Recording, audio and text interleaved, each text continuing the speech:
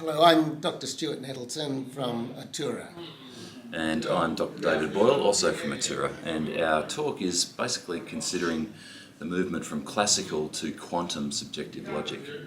So, Stuart, do you like being asked yes or no questions? Well, I don't, because a lot of the time I don't know. Absolutely, I don't know.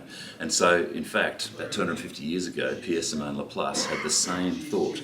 He realised that the Bayesian representation of an opinion like that is not adequate. You need to have some representation of I don't know, in other words, some representation of uncertainty. So, what we're talking about is, in fact, Orden-Yozang's classical subjective logic goes some way to redressing Laplace's concerns, but doesn't operate well in the context of a larger Markov network. So what we've done is that we've actually generalised the approaches to handling uncertainty, particularly in the context of larger Markov reasoning networks, so that we can address Laplace's concern. And we do that through modifying the way that uncertainty is brought into these techniques, and that actually borrows from the principles of quantum mechanics, which I'll let Stuart talk to you about. Well, everything in the world's quantum. So we say quantum subjective logic and quantum uncertainty. That's our thing. Thank you. Good morning. Welcome and thank you for coming. My name is Dr. David Boyle and this is Dr. Stuart Nettleton, and we're from Atura in Australia. And we're excited to be talking to you today about something we consider to be a really exciting development in the field of decision intelligence. Let me just digress at the start here by asking the audience a little poll question. On Wednesday night at the Q&A session, Stephen Wolfram was asked an interesting question by a person in the crowd. And I'm going to paraphrase, and I'm going to be a little bit vague on purpose. But Stuart was asked, do you think that everything in the universe is deterministic? Or do you think that those who say that some things are stochastic simply haven't gone into enough detail to try and look at how to model everything as being deterministic? And furthermore, the questioner then said to Stephen, I'd like a yes or no answer, which of course brought a fair bit of hilarity. What I want to do is pose that question to all of you. There isn't a right answer, but who would say that they believe that everything is deterministic? Okay, we've got a couple. Who would say they believe that there's some true stochasticity involved? Okay, now there are a few of you who didn't raise your hands. Who would have preferred there to be a, I don't know? I certainly would. I don't know. Well, it turns out that about 250 years ago, Pierre-Simon Laplace, who co-invented Bayesian statistics with the Reverend Bayes, had the same conundrum about his own invention. He was concerned that the Bayesian representation of an opinion was inadequate because it accounted for yes or no, but it didn't have an I don't know option. And he wasn't able to resolve that problem. Much more recently, Professor Orden-Yozang and his colleagues developed what is known as subjective logic. And subjective logic is important because it actually partially addresses what was Laplace's concern, in that it explicitly handled uncertainty. But unfortunately, classical subjective logic, the Yozang subjective logic, is not really applicable to generalized Markov networks. So what Stuart and I have done is we've developed an improved technique for handling uncertainty that meets Laplace's vision. Using principles from quantum mechanics, we've generalized classical subjective logic for combining expert opinions into quantum subjective logic paradigm. And this allows us to enhance decision confidence through application to Markov reasoning networks. So I'll be talking to you about classical subjective logic, about Markov nets, and about our eigenvector root mean square approach to combining uncertainties. And Stuart will then explain how the use of quantum principles enables this through extension of the allowable belief space, which provides a practical and meaningful way to quantify belief assessments and fulfill Laplace's vision. So let's spend a little time, very little time, on classical subjective logic. Classical subjective logic is described by Yozang himself in his book, Subjective Logic, a Formalism for Reasoning Under Uncertainty. And there's a couple of words of interest here that I just want to dwell on. The first word of interest is reasoning. Now, Professor Daphne Koller of Stanford states that reasoning is broadly the ability to take available information and reach conclusions about what might be true and then how to act. And here the word might is important because might implies probabilities. It implies uncertainties, and it implies what we may or may not know about a certain situation. So probabilistic approaches are inherent in reasoning. And the second word of interest here obviously is uncertainty. And while classical probabilistic techniques can account as what is known as first order or aleatory uncertainty, they don't account for what's known as second order uncertainty or epistemic uncertainty. And that's the unknown unknowns about a situation, or in particular about a model of a situation about which we want to reason. And in a business context, that's of course very important. So this is where subjective logic comes in, because it explicitly handles both probabilities and uncertainties. So skip over some of the definitional information here, but the main point to note here is that in the definition, the classical definition of beliefs and opinions in subjective logic, beliefs are a function of two independent variables, the projected probability and the uncertainty, which you can see here in red in equation 7. Quickly about some of the tools that are important here is that there is a bijective mapping that exists between beliefs and Dirichlet or beta PDFs, probability density functions. And the reason this is important is because it allows us to use probabilistic techniques to be applied directly to opinions. So the easiest way to look at this is by way of an example. If we have an example here where we've got, let's say there's a situation where you have a belief state which could be red, yellow, or blue. So it's a multinomial three-element opinion. And what we've set up here is a simple example where we have an opinion of the belief of state 1, red, yellow, and blue, 1, 2, and 3, and an uncertainty with prior base rates, prior probabilities set up as non-informative priors here. So we've got our beliefs of 0.1, 0.3, 0.3, an uncertainty of 0.3, and a non-informative prior set up here.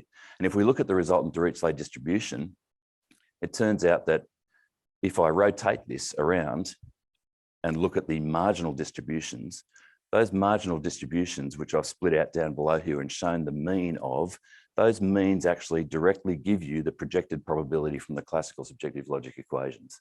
So you can see here you have 0.2 for belief 1, 0.4 for belief 2, and the complement of that in the Dirichlet is 0.4 for the final. So it's a trivial example, but you can just see here that the two techniques map directly to each other. So the resultant probabilities we receive out of classical subjective logic and the means of the Dirichlet distribution representation are identical. So, as I said, that's important because it means we can use classical probabilistic techniques to handle operations on opinions. So we've spoken about subjective logic and we've spoken about the mapping there to Dirichlet's. But if we talk about Markov networks, what we've done in developing algorithms for decision confidence is we've utilized reasoning models in the form of graphical Markov networks, but we've combined the principles of subjective logic and uncertainty combination to overlay that and meet Laplace's requirements, meet Laplace's conundrum.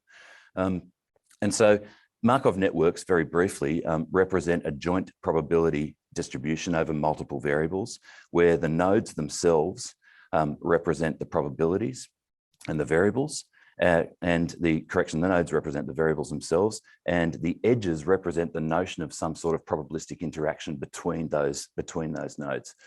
Now, there are, as I said, graphical probabilistic modeling techniques which are available for computing the resultant probabilities across a network. These are meaningless numbers, they're just there as an indicator, a visual guide. Those processes are entirely non-trivial, but they do exist. So computing probabilities across a Markov network is possible. But what happens if we want to actually inject some uncertainty, if we want to inject opinions the way we spoke about at the top of the talk? So we've got this Markov network here, which is a directed cyclic graph and undirected correction. What happens if down the bottom here, we've got some input nodes, some input opinions where we need to understand how we project, how we flow the uncertainties associated with those opinions across the network? Well, it turns out that classical subjective logic techniques fall down in this way because they tend to select the minimum of all component uncertainties in a resultant multiplicative distribution. And that progressively has the effect of minimizing the uncertainty values across a larger network, particularly a very large, very interconnected network.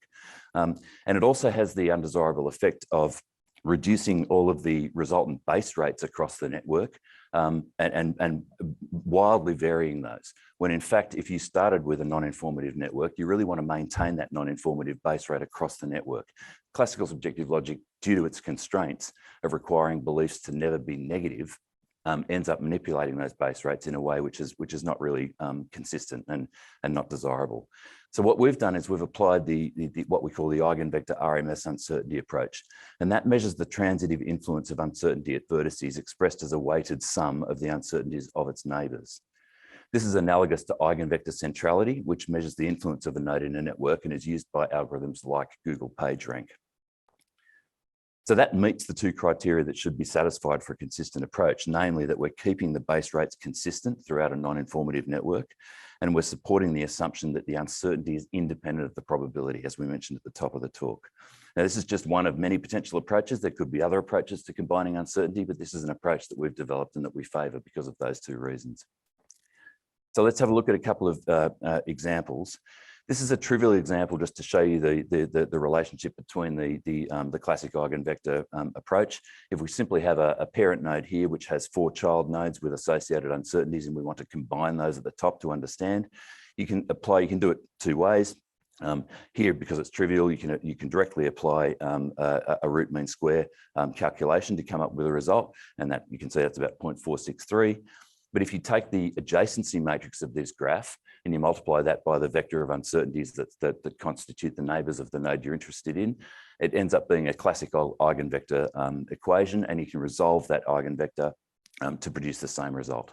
And so you can generalize that to a larger Markov network to achieve the result that we're after. And that's essentially what our approach is based on. Now, if we have a look at a random combination of 2 binary opinions, binary being you've only got 2 states, yes and no, and your uncertainty.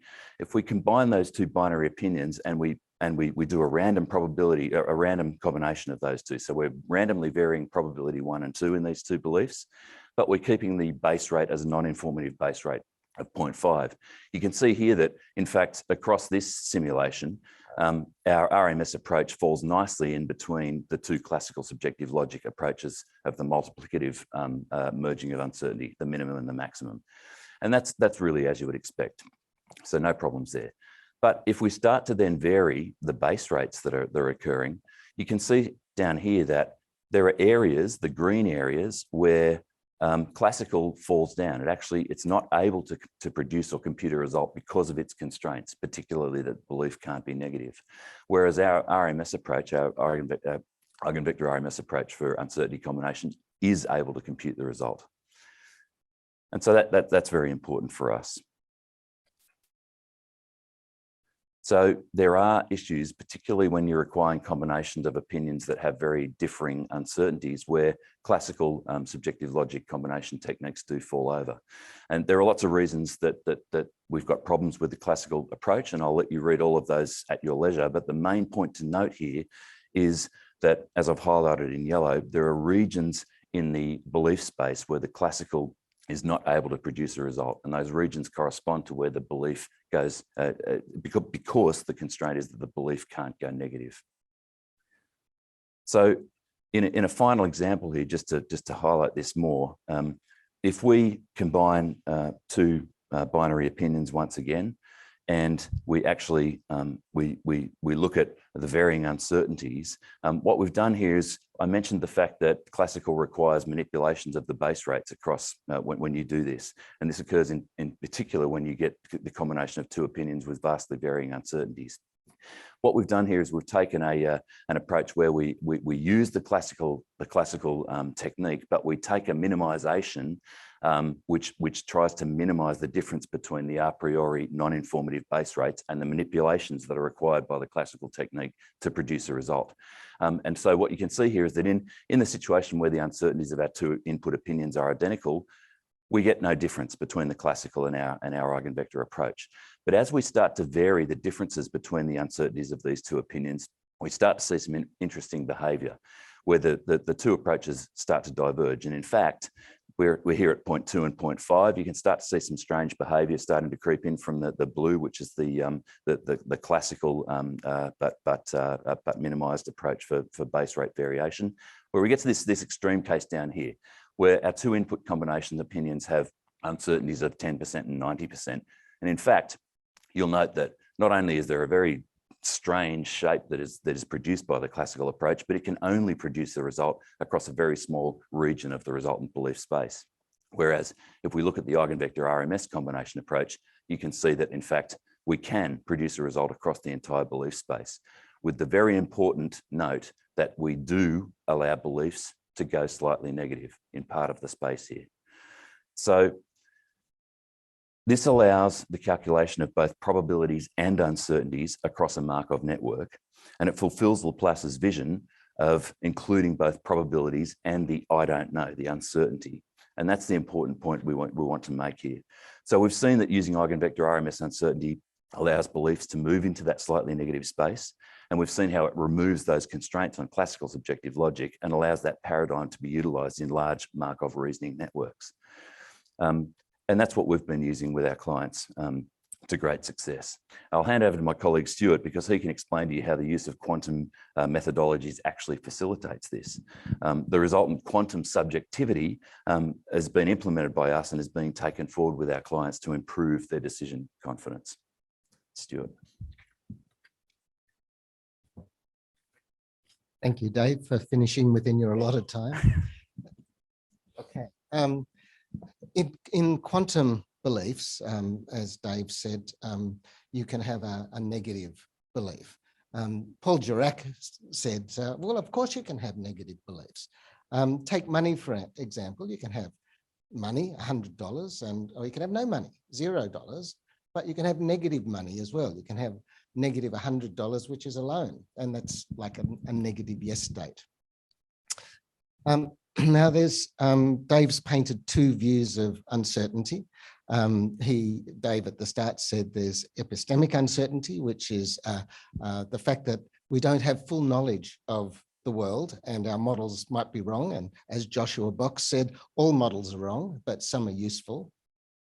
And there's also first order uncertainty, which is measurement uncertainty and the normal bell curve we're interested in. There's other forms of uncertainty too. In quantum area, we know that if you try and measure a quantum conjugate variable, a quantum state, it drops down to 0 or 1 with equal probability, and you don't know which it's going to drop to. And entanglement is based on that. And so that's called ontological uncertainty.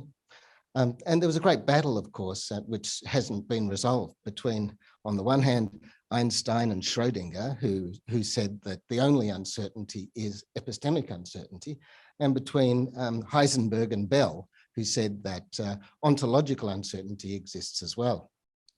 And of course, there's a fifth form of uncertainty that we're starting to learn about from Stephen Wolfram and his multipath ensembles, and that's an ensemble uncertainty. And so that's something that Stephen's just starting to formulate and release.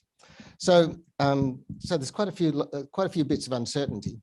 But what we do know is that in the world, everything is uncertain and everything is quantum. And the only reason we happen to see a classical reality is because we have limitations in viewing the quantum states. And quantum states are multidimensional. They could be 3, 4, 12 hyperstates, Hilbert vectors, and but when we look at everything now, we need to put the word quantum in front of it because quantum is the approach. Born's rule states that all states are probabilistic. But the fact that states are probabilistic doesn't exclude the fact that Markov networks can exist and states can, one state can influence the next state. So events are not completely random, but they're uncertain. In quantum, we're very used to standard physics, looking at Heisenberg's uncertainty principle, where you can't understand the position, the momentum simultaneously of a variable. There's a very famous joke, of course, about Heisenberg and others being caught speeding, and the police say to the people in the car, you were measured doing 100 miles per hour at this zone, and Heisenberg disputes the fact. That's impossible. You can't tell me that we're here and we're doing 100 at the same time. Well, so what they're referring to is conjugate variables, and you can only understand one of a pair of conjugate variables at the same time. And for us, frequency and time's a good thing. If I click my fingers like that, in a very brief second of time, it's very difficult for you to know the frequency of what I've just done. But if I continue to click my fingers over a longer period of time, you can measure the frequency, but that then becomes uncertain exactly when I did that. So so we have conjugate variables. Dave has described probability and uncertainty of a person's opinion, a psychological opinion, as being a conjugate variables. And Dave has also described to you the almost inconceivable aspect that some of the beliefs are negative. So these are called quasi-probabilities, and they represent probabilities in the same way as we have classical probabilities, and it's only in some cases they go negative. This is best described by the star child of all modern current distributions, called the Kirkwood-Dirac distribution, something that may be new to you because it's only really been realized that this is important in the last year. It's been around since the 1930s. And we'll quickly talk about what that means in a minute. But it's now being used in things like quantum tomography. It's now being used in quantum metrology. We're hoping to use it in everything from finding needles in haystacks. The important thing about a negative probability state is when you inject a probe, and that probe's designed to act on the negative probabilities rather than the positive probabilities, you can get a magnification of 100 times the quantities that you're trying to measure. So if you have a very large, if you have a haystack and you're after the needle in the haystack, you can eliminate all of the haystack and search for the needle with great fidelity. So I'll try and, whoops, Dave, I'm not. You might want to use the mouse, Stuart. I'll use the mouse, yeah, great. Yes, there we go. So we have quantum operators in when we build quantum circuits, and we don't need to actually build a quantum circuit for me to display this, because quantum can be run in what is known as can be run in normal code. And so quantum operators here are represented within Mathematica by the Kronecker product. And so when we're talking about the distribution that is the Kirkwood-Dirac distribution, it's basically one of the conjugate variables, the operator of that times the operator of one of the other conjugate variables with the dot product to the probability density function, and that arrives as a function of the probe we're using. And so that there, as simple as that, is the Kirkwood-Dirac distribution. And we take the trace of that. In other words, we take the diagonal of the matrix. So this was invented by both Kirkwood and Dirac simultaneously, and they thought it was very useful, and it's only now been realized that that's the case. So I want to give you a quick example. Say we have an auto repair shop, and we ask the manager, the foreman or the floor supervisor, if he thinks he can complete the batch of cars coming in on a particular day. And he might say, I think that's true. but I'm only 50-50 on that. On another day, he says, I'm quite positive we can, 60% probability, and I'm pretty sure of my estimate this time, 80%. So he's starting to give us probabilities and certainties that something can be done. Well, let's look at what that means. Now I have to change my resolution down to 50% for these diagrams. Oops. Right, so here we have the states of probability over here, and we have, in this case, it's probability bins. We have this state 4 is 100% probability. State 1 is on the magenta there is 30% probability. And here's the probabilities: 10% of being in this state, 30% of being in that state, 40% of being in that state, and 20% of being in that state, and they add up to 100%. So we've got probability bins and the probability of being in the state. And over here, we've got the same for certainty. We take what the manager has said over the month, and we've got the probability of being in a certain certainty state, and we've got the certainty bins. And as you know, you can multiply those two things together and end up with a classical probability, and I'll show you what that is in a minute. But when we start to look at what that means in subjective logic terms, what Dave has just described to you, we take certain certainty states together with probability states, and Dave gave you a little formula that said belief equals probability minus the uncertainty, and it's minus the uncertainty on 2 if we've got a non-informative prior. And so we end up with various beliefs, and one of them is negative. And so when we're looking at stage 1 quantum that Dave mentioned that we're using with our clients at the moment, we tolerate that negative belief state there. We actually psychometrically remap that state so that we're not challenging the challenging clients with that. They've got to understand, you know, what the negative probability of something that they're dealing with is. Okay, that's a negative belief state. So we're going to now talk more about how the quantum quasi-probabilities, the Kirkwood-Dirac probabilities, interact with that. And so the first thing we do is we inject a probe into the system. We don't just use the normal expected value of probability times certainty. We inject a quantum probe into the system. And this quantum probe is a summation of the states that are designed, and these come from the Pauli spin electrons because they're orthonormal. So we're putting together basically a pure injected state, and we see that the identity, that injection has a negative probability in it, the sort of thing we'd normally be looking for. And we can represent that as a Hilbert matrix, and you just see that as a diagonal of orthonormal vectors. We can represent that as as just the psi vector itself, which is just a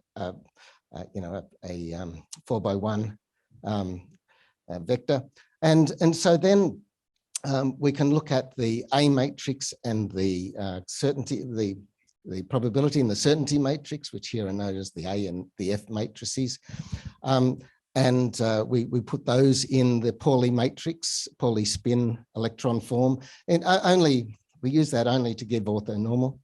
And but to go to the bottom line here, if I keep going down the bottom line, the Kirkwood-Dirac distribution provides us these negative probabilities, these red numbers within the classical distribution. Normally, Kirkwood-Dirac negatives are only a small part, and the distribution is mainly positive.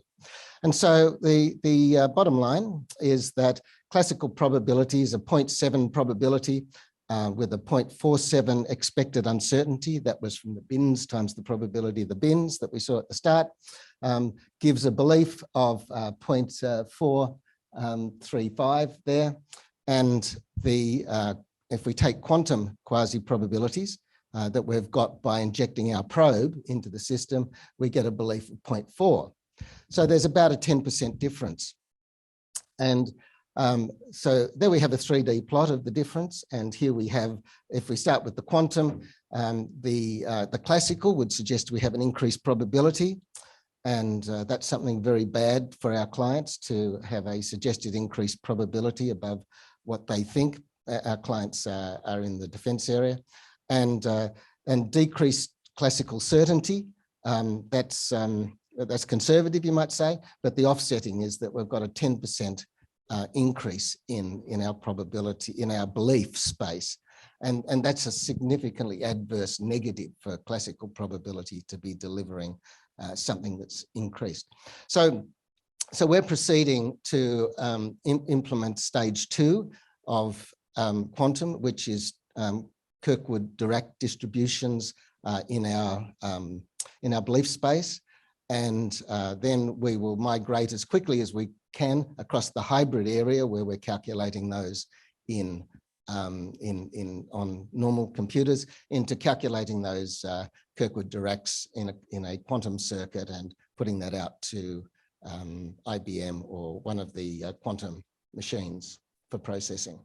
So we have a fairly aggressive approach to quantum. We believe it's the future, and that everyone needs to put quantum in front of whatever they're talking about.